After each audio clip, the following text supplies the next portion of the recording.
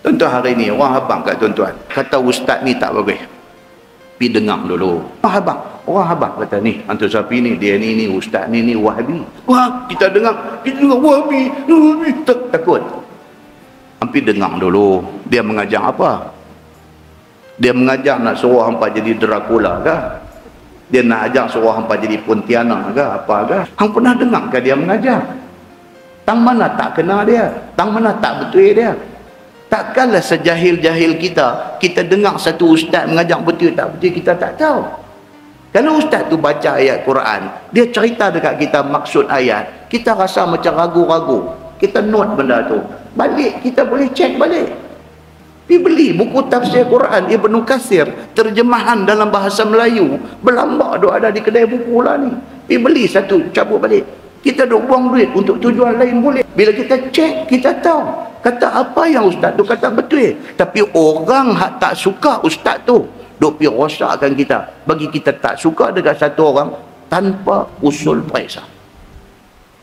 Muslimin dan muslimat yang dirahmati Allah sekalian, ayat yang kita baca malam ni, Allah nak bagi tahu dekat kita, Yahudi perangai macam tu, hampa jangan ikut perangai tu. Depa ni dipanggil sama'una lil kadzib. Depa ni banyak mendengar perkara dusta. Ditambah pula Quran kata akaluna lisuht. Mereka ini banyak makan benda haram. Yahudi ni suka dengar orang cakap bohong. Satu pasal. Yang kedua, sendiri yang kata Yahudi ni sendiri suka benda haram. Benda haram apa? Dia kata seperti rishwah. Orang Arab sebut rishwah, orang Melayu sebut rasuah. Apapun mau kira dengan duit. Dia kata let money talks. Dia tahan tak payah cakap, bagi duit main bercakap. Bila duit main bercakap, benda tak boleh semua jadi boleh. Siapa punya kerja ni? Yahudi punya kerja. Maka kerana tu Yahudi ni depa dimurkai oleh Allah Subhanahu wa taala. Depa dengar orang cakap bohong dan depa sendiri menjadikan amalan makan benda-benda haram seperti rishwah dan sebagainya.